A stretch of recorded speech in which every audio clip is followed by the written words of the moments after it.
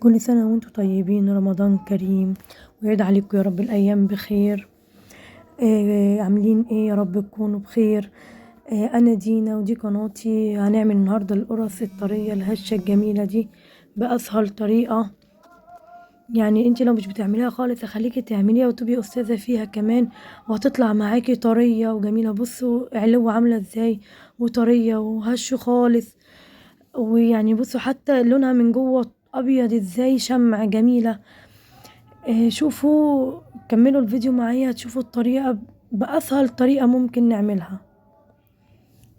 يلا بينا بقى نشوف المكونات بتاعتنا هنعمل ايه.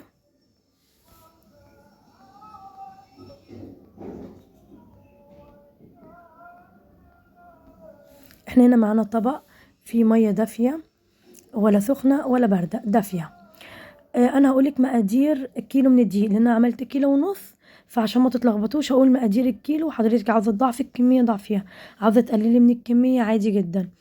الكيلو دي خد معايا نص كوباية سكر، ونص كوباية زيت، وكيس خميرة فورية اللي هو بيبقى يعني فيه بيبقى 10 جرام او 12 جرام، ده او ده عادي.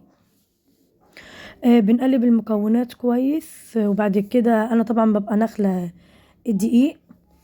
احط الدقيق ونقلب. وطبعا انا حطيت لها برضو كيس فانيليا، ودي معلقة صغيرة ملح. الكيلو بياخد انا حطيت عشان ده طبعا كيلو ونص. الكيلو بياخد نص معلقه، لان انا حطيت معلقه مش مليانه، يعني المعلقه بتاعتي كمان صغيره فتدي تجيب حوالي كيلو الا ربع. يعني الكيلو بياخد نص معلقه ملح. نعجن بقى كويس، وبتبقى على حسب العجينه معايا. كل ما هتحتاج ميه نحط. طبعا انا بيبقى جنبي ميه دافيه، بكمل طبعا بميه دافيه. طبعا بس انا عاوزه اقول لكم حاجه عشان انتوا طبعا اخواتي. انا بعجن بالجوانتي الازرق ده، معلش هو واسع شويه عليا، بس انا في من اللي متابعيني، يعني اخواتي اللي متابعيني هم مش حابين ان انا اعجن بضوافري، عشان يعني انا ضوافري طويله. رغم يعني انا يعلم ربنا ان ضوافري دي دايما منضفاها كويس جدا، بس طبعا انا محترمه رغبتهم جدا عادي، ومش متضايقه. في ناس كتير مش بتحب الضوافر الطويله، فعشان كده قررت ان انا بعد كده اعجن او اعمل الاكل عموما بجوانتي. فده جبته طبعا طلع معلش كبير عليا، فطبعا على ما خلصت عجن كان عذبني بصراحة. فانا اسفة ان انا هكمل بعد كده الفيديو من غير الجوانتي، بس ان شاء الله هجيب بعد كده جوانتي يكون على قدي، بحيث ان انا اتحكم فيه اكتر اني اعجن وكده. فانا هعجن العجين كله بيه، بس باجي بقى في التقطيع وكده واني اكمل بيبقى صعب ان انا اكمل بيه. فعشان كده يعني معلش ما تزعلوش مني لو انا كملت بضوافري. صدقوني انا محترمة رغبتكم جدا، والمرة الجاية هعمل بجوانتي يكون اصغر شوية على قدي، محكوم شوية على ايدي. انا اهو كده بعجن. انا خدت العجينة وحطيتها على الرخامة علشان اتحكم في اني اعجنها افضل. وحتى جنبي بحط ايدي في المية الدافية وابتدي اعجن لحد ما العجينة هنوصل معاها قوامها يبقى حلو. انا ولا عاوزاها ناشفة ولا طرية، انا عاوزاها تبقى طرية. هي يعني بتلزق في ايدي بس يعني ايه، بسيط، مش بتلزق جامد. يعني العجينة هتبقى طرية والتلزيقة بتاعتها بسيطة عشان تطلع معانا القرص طرية. لو العجينة ناشفة يابسة مش هتطلع معاكي قرص طرية، هتطلع معاكي قرص هتبقى القرص مش طرية، هتبقى قلبها ناشف ومش تبقى هشة خالص معاكي. لكن خلي العجينة طرية، اعجني فيها كويس جدا. يعني تاخد منك عجنة حوالي 10 دقايق، اعجنيها حلو. هتلاقيها العجينة طريت جدا معاكي، تطلع معاكي احلى قرص. اهو انا بعجنها اهو كويس. وامشي على المقادير اللي انا قلتلك عليها، صدقيني مقاديرها مظبوطة جدا، هتطلع لك العجينة مظبوطة كويسة اوي. انا كده خلصت اهو العجين، وهوريكوا اهو قوام العجينة عامل ازاي. بصوا العجينة اهو بتلزق، حتى الجوانتي مطروحة اهو العجينة بتلزق. بس يعني ايه، يعني اني اقدر اتعامل معاها، مش بتلزق اللي هي طريه قوي ما اتحكمش فيها. حتى اهو بصوا انا بوريكم هنا طراوه العجينه عامله ازاي، حتى بتمط في ايدي اهو من غير اي حاجه.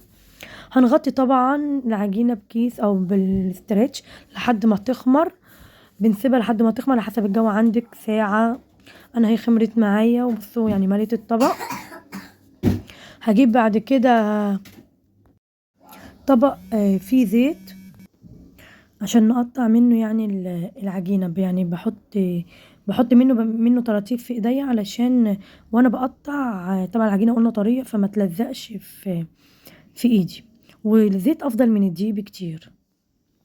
اهو انا حطيت العجينة اهو، طلعتها من طبق حطيتها على الرخامة، وببتدي اهو انا مش بعجنها مش بعمل حاجة، انا بس بطلع بفضي يعني كل الخمر بتاعها خالص عشان ما يبقاش فيها اي نسبة خمر اهو. زي ما قلت لكم بحط ايدي اهو بسيط في الزيت، واخد بقى اقطع إيه كور صغيرة يعني. بصي انا طبعا ما عنديش ميزان فانا بقطعها يعني كويسة، ولا صغيرة ولا كبيرة، طبعا برضو التقطيع ده اللي يناسبك فاهمين يعني، عاوزاها اصغر من كده عاوزاها اكبر من كده برضو ده عادي، بس انا شفت ان حجمها كده بالنسبة لي مناسب اهو. هبتدي نقطع الكور اهو كورة كورة، شايفين حجمها كده وحجمها كده، انتوا حتى هتشوفوها بعد ما ابتدي ادوس عليها يعني عشان نبططها، هتلاقوها يعني حجمها هيطلع معانا حجم كويس، ولا كبيرة ولا صغيرة.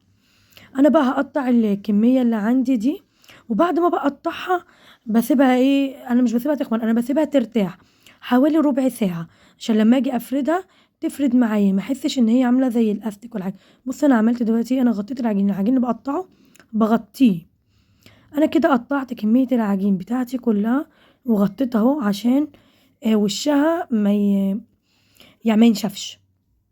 هجيب اهو انا ببص بقى انا عشان رصيتها فبجيب اول كورة انا عملتها خالص، وابتدي بص اطبطب عليها بس بالراحة، انا ولا بخليها رقيقة ولا بخليها تخينة، زي ما انتوا شايفين كده مظبوط.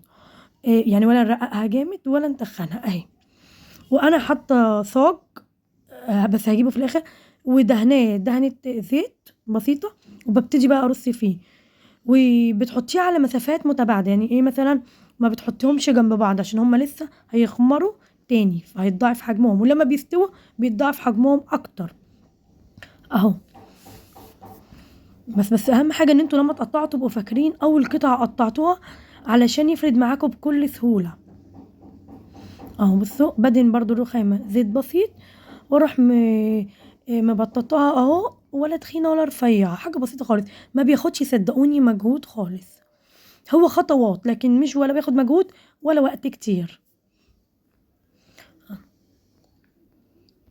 اه. والميزة الاكتر اللي فيه ان انت بتعمليه في البيت، فاهماني؟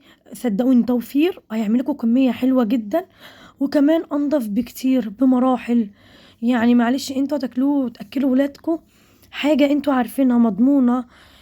طبعا ما فيش اكتر من نظافة البيت طبعا اهو. بصوا بقى بصوا انا المسافة ازاي عاملة ازاي، بصوا مسافة متباعدة ازاي عشان ما يلزقش في بعضه. انا دلوقتي بعمل جبت ميه ودوبت فيها حبه سكر، يعني مثلا ربع الكوبايه حطيت عليها معلقه كبيره سكر، وبدهن بقى الوش بيه، هيخلي الوش يحمر معايا ويبقى حلو جدا. عاوزه تدهنيه بلبن عادي جدا، لبن وفانيليا اللي انت عاوزاه، فهماني؟ بس انا بتكلم ان هو هيبقى اقتصادي جدا، وبرضه هيطلع طعمه حلو قوي، يعني مش عشان بميه هيبقى طعمه وحش، لا لا نهائي. وانا طبعا بكون في الوقت ده مشغله الفرن من قبلها علشان تسخن، فانا بسيبها يعني قبلها حوالي ب10 دقايق تكون سخنت حلو، وبعد كده بحط الصاج في الفرن. بس احب اقولك معلومه، هو مش بيطول في الفرن 10 دقايق، في نفس الوقت حاولي تلفيه وتاخدي بالك من القعر كويس يعني من وقت تاني، بس لما بتبتدي طبعا ال- الواحده تمسك نفسها تبتدي تشوف القعر وتلفي الصاج، وبعد ما بيحمر قعره من تحت بنشغله الشوايه يا دوب ياخد لون من فوق وخلاص. ممكن بعد ما يطلع من الفرن بدهنة سمنة بسيطة بالفرشة تعمليه دهنة زيت، ولو مش عاوزة تعملي كده خالص برضو براحتك، بس هي بتفرق وهتخليه طري وهتخليه حلو اهو. بصوا شايفين عامل ازاي جميل، صدقوني واوفر بكتير. الكمية دي كلها مطلعاها من كيلو ونص دقيق، يعني بصراحة حاجة حلوة جدا انضف بمراحل. اتمنى ان الفيديو بتاعي يكون عجبكم ونال اعجابكم، وما تنسوليش في اللايك والشير والاشتراك في القناة، واشوفكم في فيديو جديد. باي باي.